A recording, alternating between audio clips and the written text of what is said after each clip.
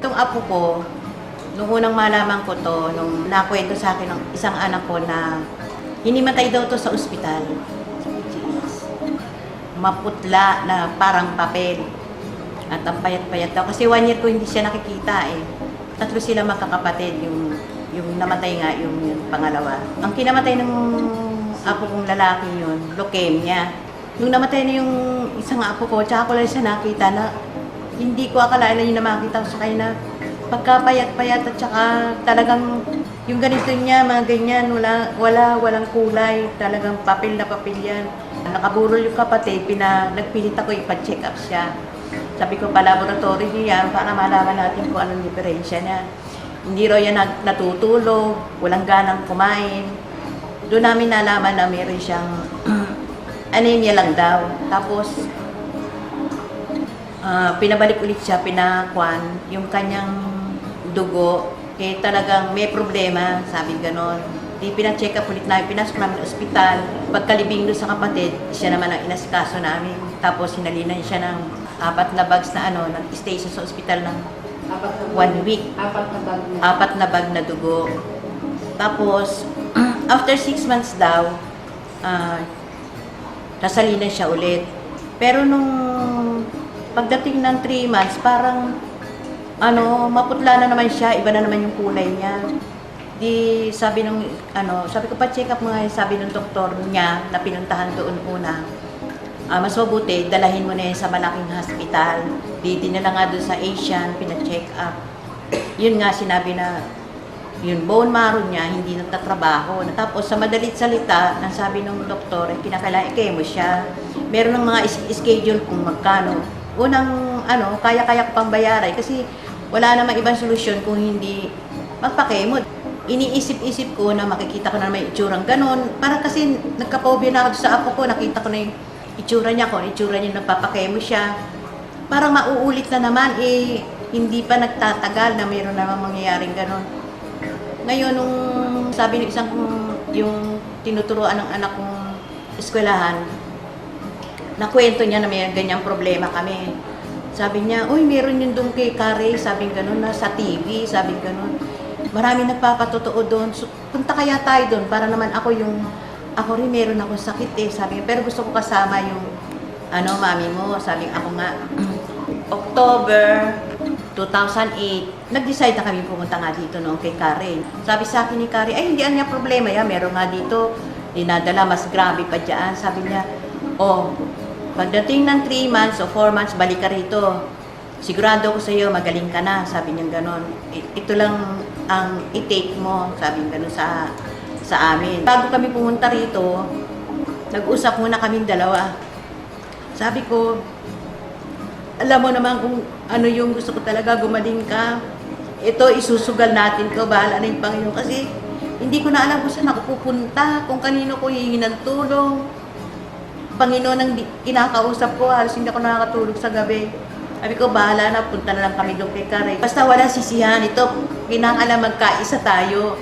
Kung ano man ang sasabihin, iba, huwag natin paniwala, basta tayong dalawa lang ang nagkakaintindihan. Sabi ni Kare, itigil ang gamot ng binibigay, yan lang ang gagamitin, iinumin.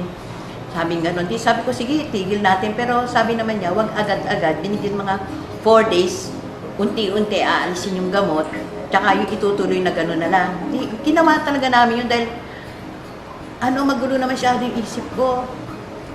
Awa naman ng Diyos ngayon, pagkaraan nung February na yon, pagbalik niya sa kanyang doktor, kasi monthly papacheck up siya, pinapa-laboratory, okay naman daw, sabi gano'n ng doktor.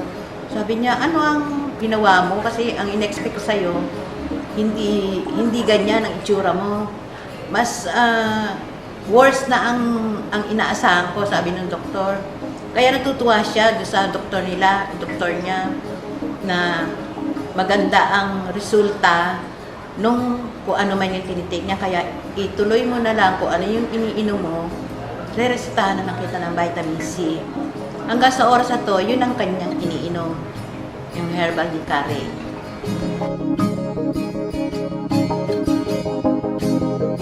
Ako po yung may sakit na by phenotypic leukemia na detect siya noong last last year, October 2008. Na-detect siya noong October. Tapos sabi ng doktor, kailangan ko nga daw i-chemo kasi yun lang daw yung parang may solusyon para gumaling ako. Hindi pa po ako nainom ng gamot ni Carey.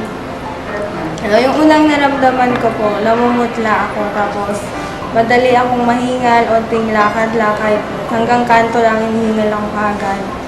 May time na nahihirapan akong huminga, tapos pag naghihika, parang ang sakit sa dibdib. Nung nakainom na ako, nung nag-start na ako mag-take ng herbal ni Carey, unang naramdaman ko, parang yung tiyan ko parang nangangasim siya, tapos parang naisip ko kagad parang nagugutom ako, ganun. Tapos every time yun na, every 3 ng madaling araw, lagi akong nagugutom, automatic siya.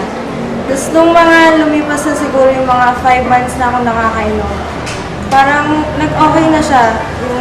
Hindi na ako nagugutom, basta malakas ako kumain, Tapos nung uminom din ako ng gamot ni Carey, parang doon ako nag-start na tumaba. Kasi dati ang payat ko nung hindi pa ako nainom ng gamot. Tapos nung nakainom na ako, mas naging okay na yung pakiramdam ko, hindi na ako hinihingal. Yun, pwede nakakapag-aral na ako. Tapos yung lips ko, hindi na siya kulay bond paper na puting-puti. Tapos ngayon, okay na siya, ma-red na. Hindi na kailangan ng lip shiner para pumula. Una-una, gusto ko pong sabihin kay Carey na salamat po kasi parang siya nga po yung naging kasangkapan ni Lord na gamitin sa akin para mapagaling ako, na hindi na kailangan mag-chemo para gumaling. Tapos, kay mama, yun sa lola ko na laging nandyan. Simula nung nagkasakit ako hanggang sa ngayon, hindi na ako iniiwan. Maraming salamat sa Tapos ano nasasabi mo? Kunyari ako yung nanonood sa'yo ngayon.